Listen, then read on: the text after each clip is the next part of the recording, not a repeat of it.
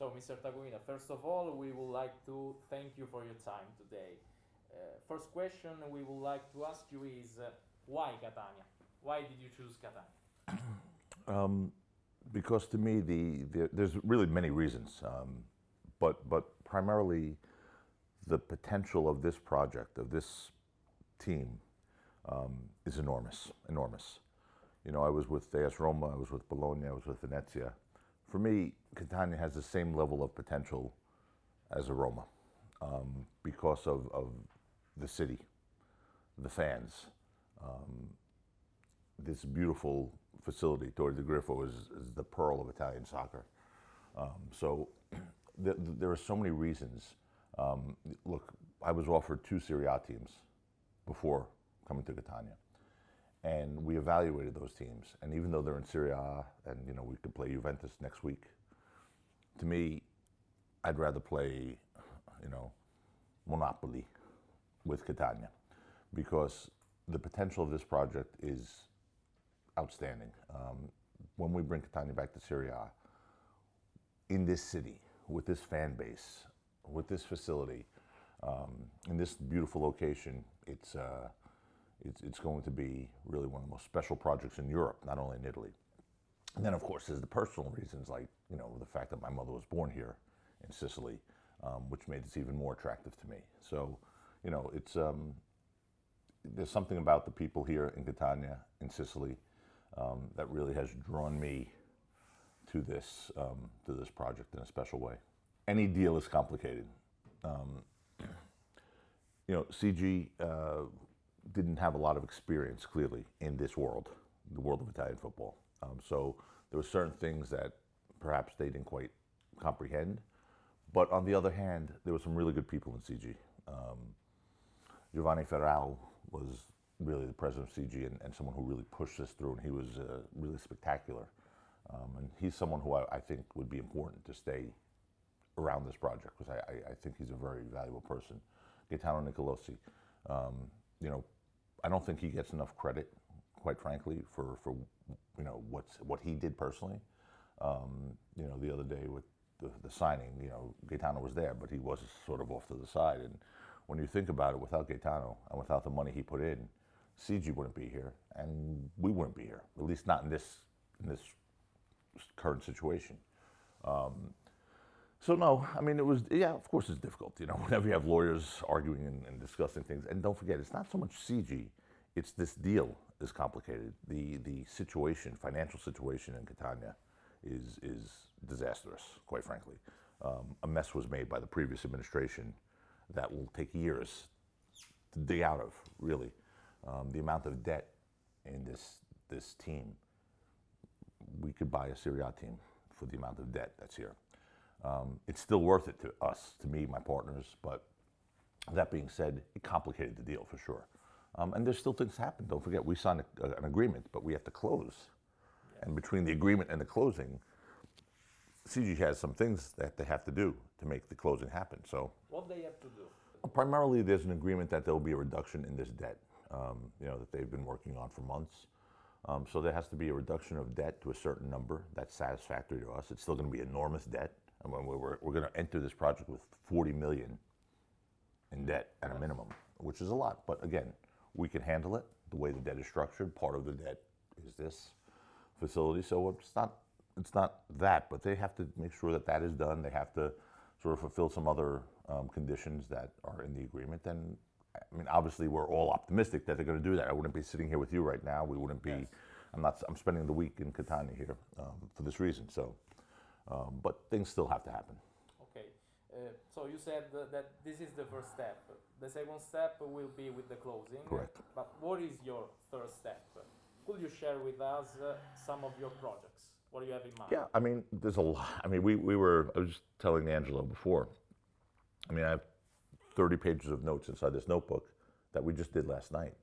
We were up until 1 o'clock, 2 o'clock in the morning, really going through a lot of the steps we're going to take this week. But there are so many things to do here. Again, because of the potential of this project, because of this facility and all the things that we can do around this facility, all the things I want to do in the community, okay? Because to me, one of the first things I need to do is put myself into that community, and the community is Catania, okay, and the surrounding areas.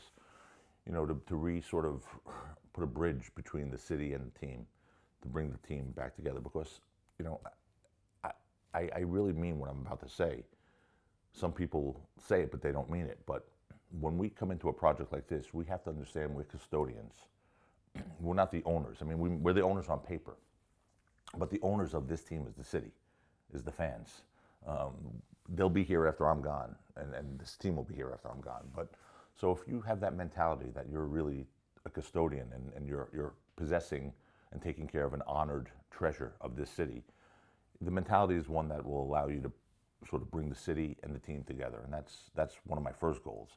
Of course, there is things we're going to do here in Torre del Grifo to really expand this potential to bring revenues into Torre del Grifo from the outside, which again is not to put in my pocket. It's to put into the team, to build this team up so we can bring this team back to Serie A. And then, of course, there's the team itself, right? There's the sporting side operations, which is, you know, we're going to implement something that's never been done here before and really has never been done in Italy.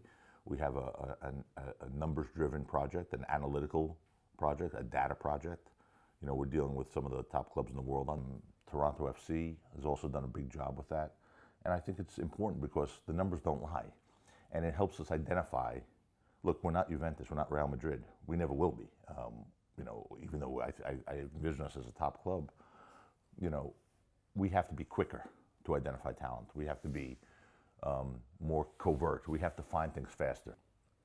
We were looking at 2 clubs in Serie A in July. And I visited these locations, I visited the facilities, and then a few things happened all in one week. I got a message from Angelo, who I never met before, I didn't know. And it was a message that I still have today on my phone because it was something that was really, for some reason it resonated with me, it touched me, because he sent me a message that was it's almost like a plea. He said, look, here's who I am, I'm sorry to write you, you don't know me. But it was a very emotional message where he talked about how important Catania was to him, to the people of Catania, to the city. And it was something that really impressed me based on the passion of his message. And he asked me, he said, you could be a savior for us and come here, and I know what you've done, I know your history, I know your track record. Please look at us, please take a look at this project. It can be perfect. Really the first time I thought of the word Catania, other than being a great part of Sicily. Then Salvo Reina, my lawyer from the Bologna deal, is from Catania. He simultaneously called me and said, you know, you should take a look at this. Then I received a call from Gianluca Astarini, who I've never heard of before, didn't know, and he said, hi, I'm the president of Catania. I guess he was the current administrator. I'd like you to you should take a look at this thing. Are you interested? And all at once this happened. And then a friend of mine, Beppe Kuzmano, who is a partner in Football Capital, one of the biggest agencies for players in Europe, he's from Catania. And he called me and said, Joe, you could do something really special there. Literally, those 4 things happened in a matter of 2 days. So I took a trip. I just took a trip down here. Met with Nicolosi for the first time. We discussed general ideas. I mean, I really had no idea what this was yet. And then, you know, as I looked further and further, it became obvious that there was something really special here, really special. And that's when the interest became solidified. We have a business plan that we presented to our partners, to our investors, which contemplates different scenarios. But our primary scenario is to try and get back to Serie A in 2 years. After this season, obviously. This season we're starting more than halfway through. But, you know, I think we have to plan on winning Serie C next season.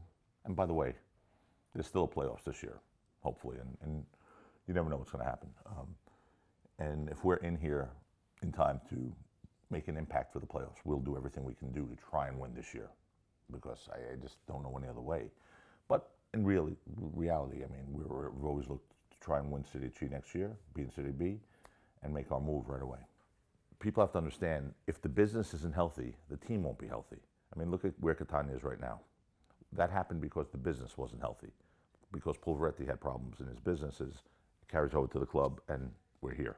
So we have to do everything in a way that is financially productive. And when it is, the team will thrive because the team will have more assets. So, you know, there's a lot that goes into that question about when we'll get to Serie A, but our goal is to get there in 2 years because this doesn't feel right that Catania is not in Serie A. Catania is supposed to be in Serie A. It's the 9th largest city in this country. It has one of the most important fan bases in this country, for sure.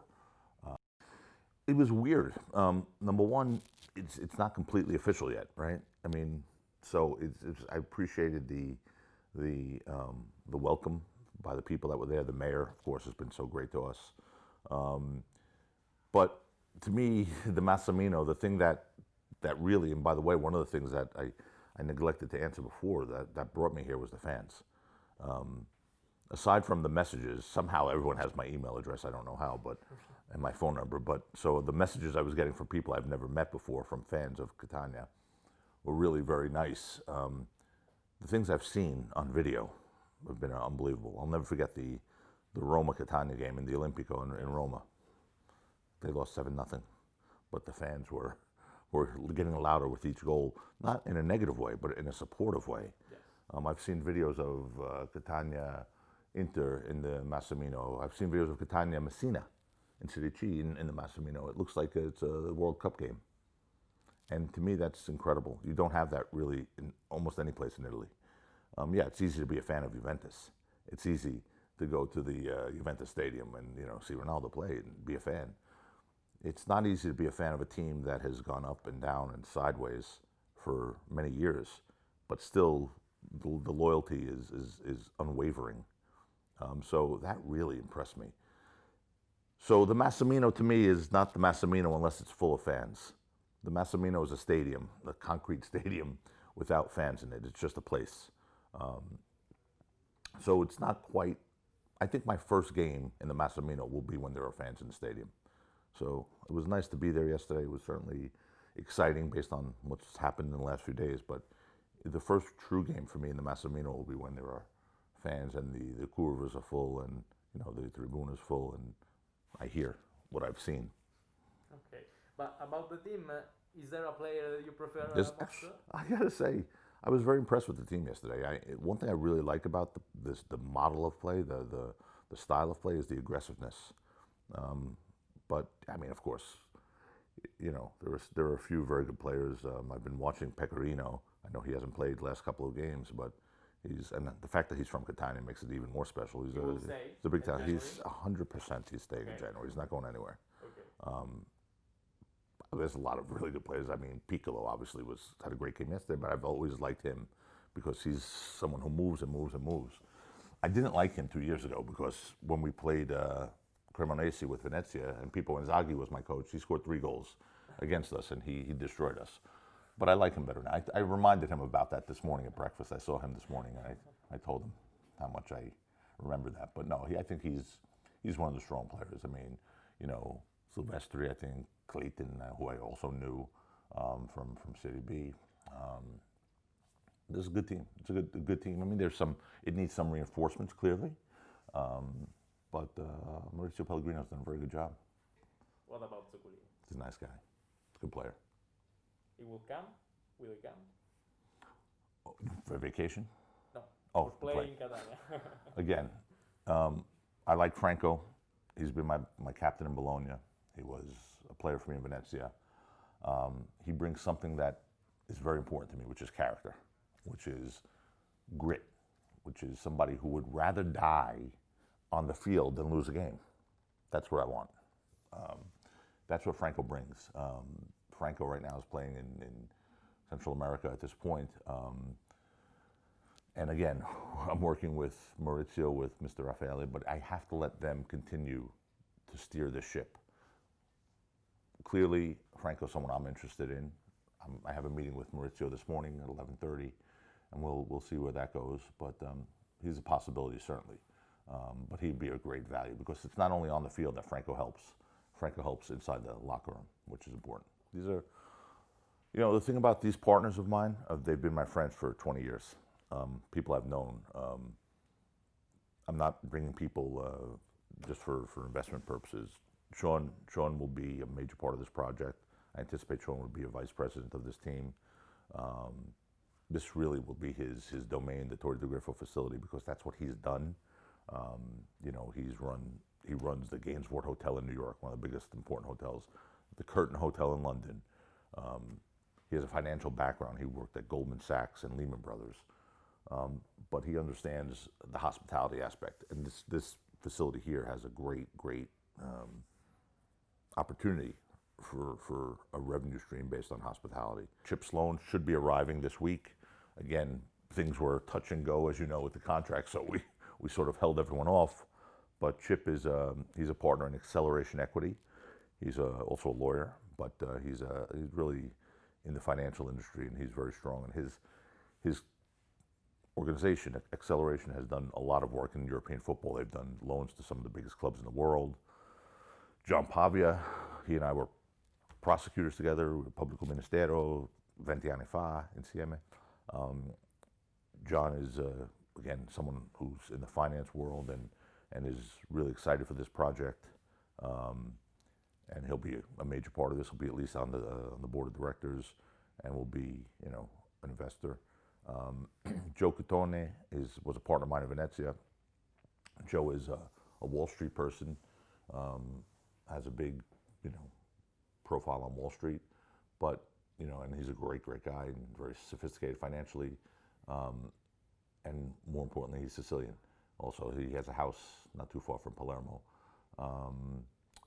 You know, like all of us, Sean's Sicilian. Of course, I'm Sicilian. We're all Sicilian. I mean, that's the whole attraction to this thing. So, Chip's Sicilian by heart. So we you know, I don't think anyone named Chip is Sicilian, but Chip will be Sicilian because he's really one of the great guys.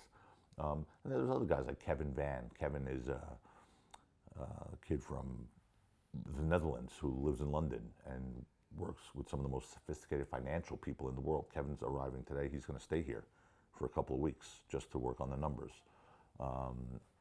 So we have a really exciting team of partners, and really, you know, we're like a family, which is important because that's the word that, to me, I will make sure permeates Torre del Griffo, family, because we have to be like a family. We have to be there for each other in the good times when it's easy, but also in the bad times when it's not so easy. And if you're a family, you're a unit, and that's what I want to bring here. And what about Giovanni Gardini? When will he come here? He was supposed to be here this week, but there was this little COVID problem. Not for him, but you know, he had a quarantine or something. So we're in touch every day. Obviously, he should be coming down in the next 2 weeks to start, you know, with an assessment of the situation of the people here and whatnot. So, but he's part of the project. Okay. Considering your job as a lawyer, what do you think it's more difficult? Being a lawyer or being a president of football teams and win championship? That's a really good question. It's one I ask myself every day almost. I mean, you know, obviously being a lawyer, I represent, for example, Chico Forti, right? The Italian citizen who was wrongfully convicted. That took me years to get him out of jail. And that was very difficult. When I'm in trial, I do a lot of trials with in the tribunale with the juries, and you know, there's a lot on the line there, a lot of stake. People's lives are at stake, so that's very difficult. But on the other hand, there are times where I sit in a football stadium and the score is 2-1 with 4 minutes left, and I feel my heart coming through my neck. So I mean, I don't know which is more difficult. Depends on the day of the week. Depends on the game. I mean, I'll never forget we played. Venezia played Palermo in the playoffs 3 years ago with Inzaghi, and all we had to do was tie or win, and we had an own goal scored against us by our own player, and we lost. And I would say at that point, being a football president was much more difficult than being a lawyer. But you know, it depends on the day of the week or the game. Growing up in Brooklyn made me who I am.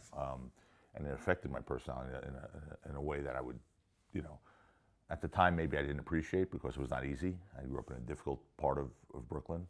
I was constantly in fights, not ones that I started, by the way, but ones that, you know, I was invited to.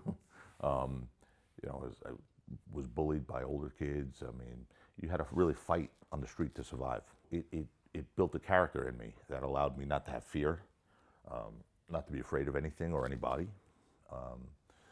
and to have a grit, that certain grit that I like on the football field, that I also apply to life every single day. And I think that helps me in both jobs I have.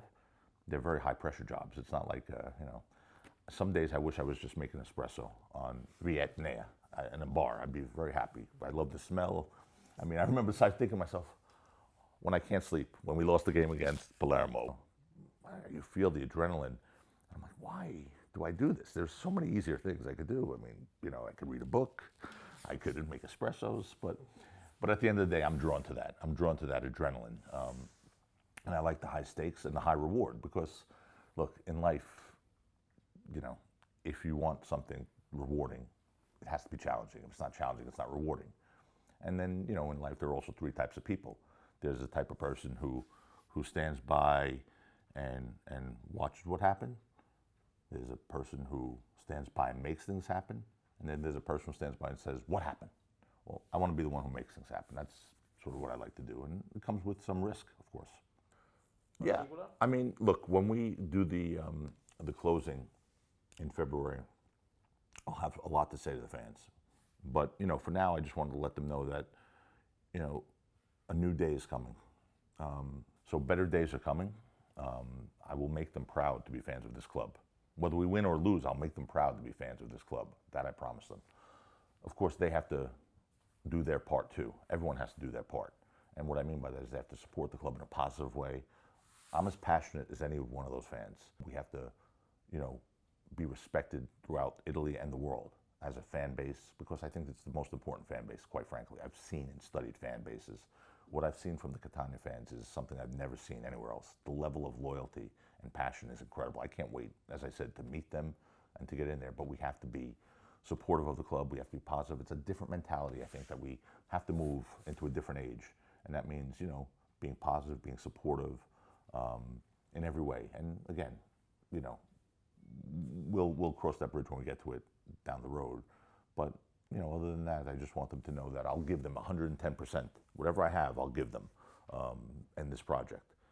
And not just me, my partners, the managers, the employees here, we'll all do the same thing. So, you know, if they know that, they should know that then if we give them all we can give them, they're going to be in good shape and they should be proud to be part of this project. So good things are going to happen. Okay. Mr. President, thank you for your time. Okay, thanks guys.